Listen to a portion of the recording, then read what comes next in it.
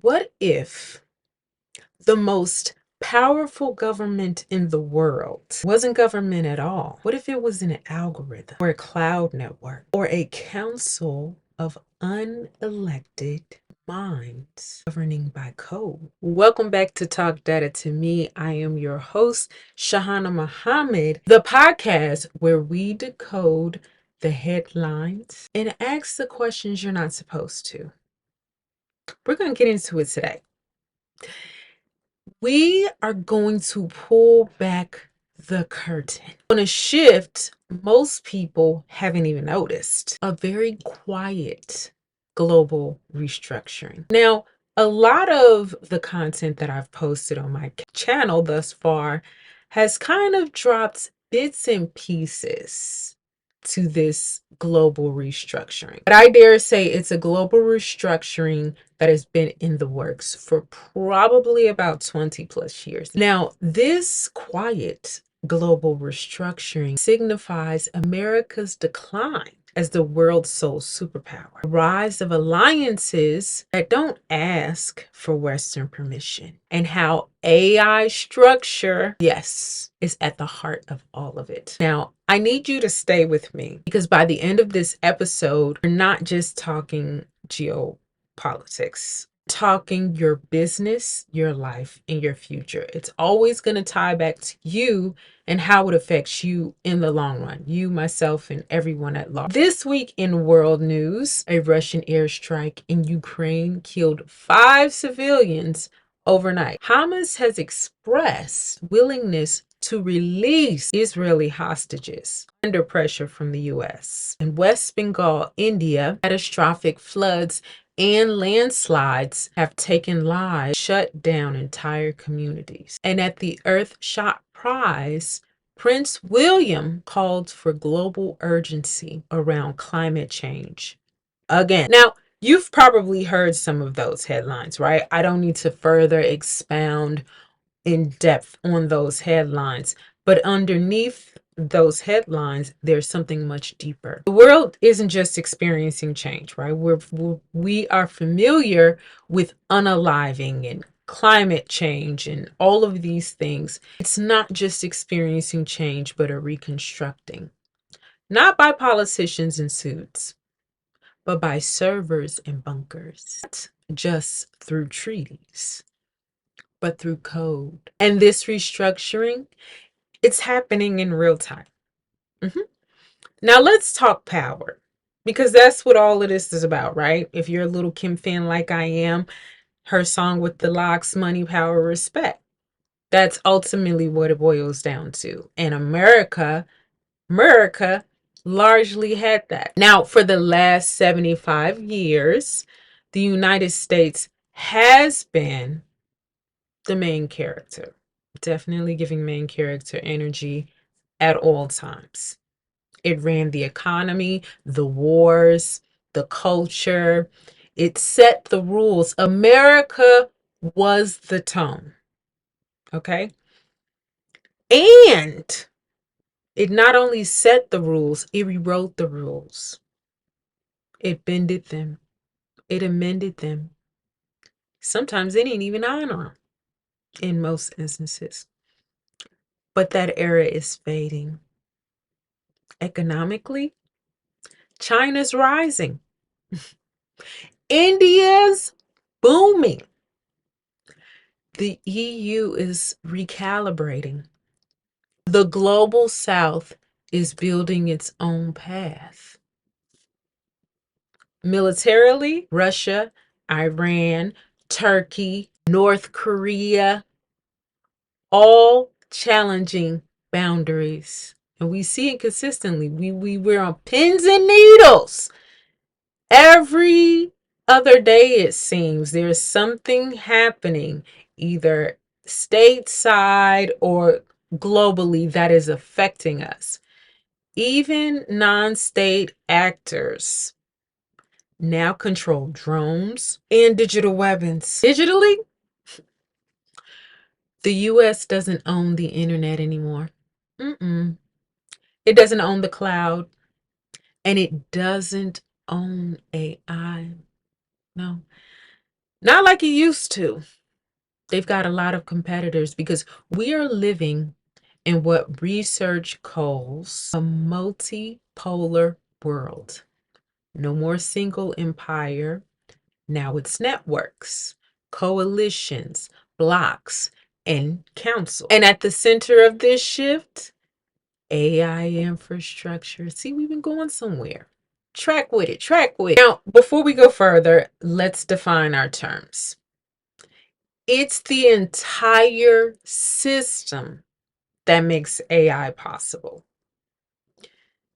Semiconductors and chips made by TSMC in Taiwan, NVIDIA in California, massive data centers, pools in the Arctic, and yes, sovereign clouds in China, Saudi Arabia, and beyond. Models, GPT, Gemini, Falcon, all trained on different values, laws, and languages. Data pipelines, what goes into these models, books, videos, surveillance, biometric scans, satellite imagery, deployment, smart cities, digital ID systems, border control, predictive policing, facial recognition, drone warfare. This is the digital skeleton in the 21st century. And every country that wants to lead wants its own AI spine. Now, let's be clear. This is 1000% most certainly a race. Countries are not just building AI, they're weaponizing it, politicizing it, and insulating it from foreign influence. China building AI with Chinese characteristics, launching their own foundation models, exporting surveillance systems across Africa and Asia. Saudi Arabia buying computer power, building AI cities like Neom, training Arabic language LLMs. France building Mistral, an open source model trained on European values. Brazil investing in AI ethics and language inclusion for the Portuguese speaking world.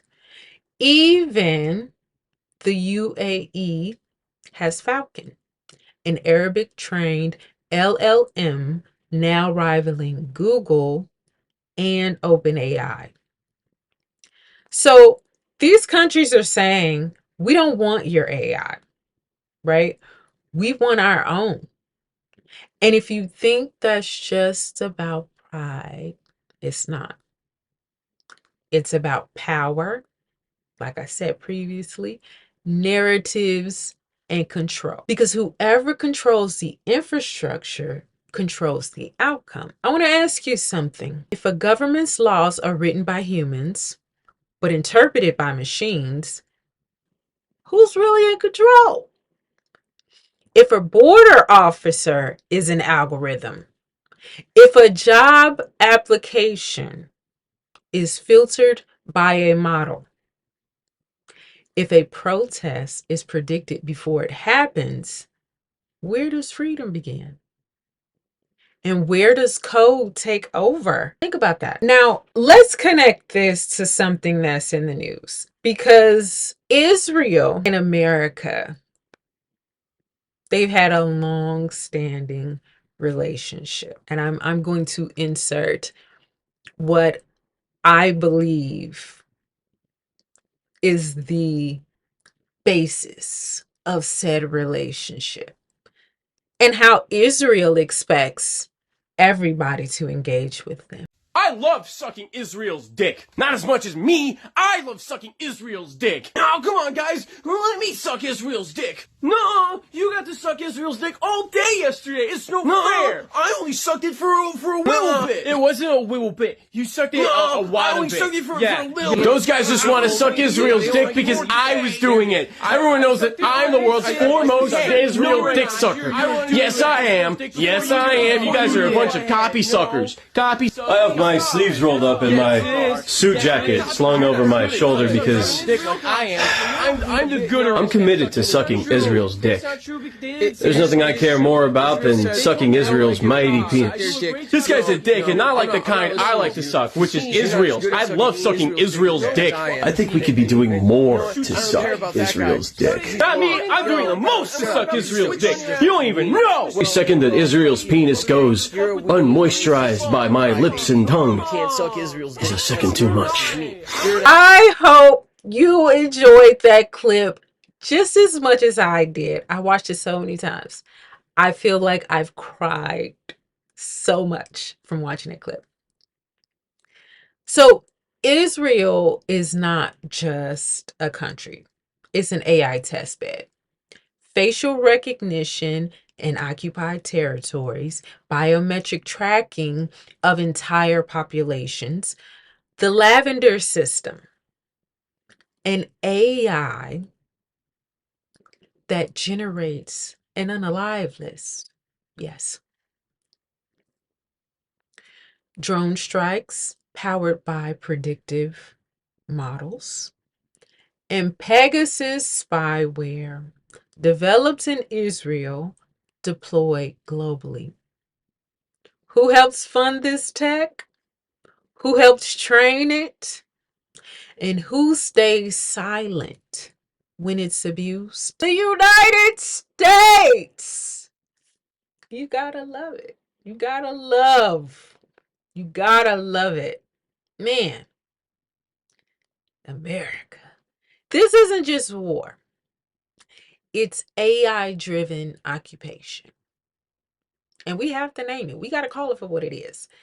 Not for the sake of blame, but for the sake of understanding the future. Because what's happening in Gaza today may happen in your city tomorrow. Just like ICE agents are just randomly picking up Black people. This was happening a couple of days ago in the Chicago area. So where are we heading? What replaces empires? What comes after dominance? I'll tell you what I see. A world of councils. Climate councils, trade councils, ethics councils, and we already have those in place. Defense councils, AI governance councils. And like I said, they're already forming, and some have already formed. At the UN, at the African Union, BRICS, at private think tanks funded by billionaires. And these councils, they don't need the US to say yes. They're building alternatives. And in many ways, that's very healthy, right? Because when you have one leading power force, everyone and everything is subject to the integrity, lack of integrity, the goal, the agenda. Everyone's well-being is wrapped up in that one power source. So in many ways, having councils is healthy because the world should never be run by any one nation. It shouldn't. Because as I stated earlier, the values that Americans hold are completely different than someone from Saudi Arabia, right? But what's scary is how much this is being built quietly. Now, if you aren't familiar, AI has been around since 1950, and it has definitely been a part of our society overall, just so you know. With no public oversight, no democratic control, and no ethical guardrails. So let's bring all of this home, right? What does any of this mean for your life, your business, and your goals? Digital literacy is survival. You don't need to become a coder, but you do need to understand the tools that's shaping your world. And more importantly than the tools, the mind of AI, right? If you're in business, study AI platforms. If you're in school, question the tech that grades you. If you're a parent, learn what tools are watching your children. 2, build your own infrastructure. Own your data. Own your system. Own your audience. Because in the future, middlemen may vanish. You'll either be plugged in or shut out. 3, know which counsel you serve. Every click feeds a model. Every scroll trains a system. Ask yourself, who benefits from my behavior? Who's profiting off of my attention? 4, bring ethics to the machine. We can't leave morality to programmers. That's not their job. We need poets, priests, and philosophers in the loop. We need artists, parents, and therapists at the table. If the future is governed by AI, let's make sure it reflects us, not just the powerful. We're living in the middle of a silent reset. Power is being rewritten in code, and the future is not waiting for elections. It's being deployed in real time. So what do? We build, we question, and we counsel up. You have been listening to Talk Data to Me, and if you've made it this far in the video, I need you to comment counsel, but then also expound on your thoughts on this week's episode. And if you are a business and you would like sponsorship for your business, make sure to reach out to the South Shore AI@gmail.com, and we would be more than honored to showcase your business. Make sure to like, comment, and subscribe. And as always, reset, rebuild, rethink everything.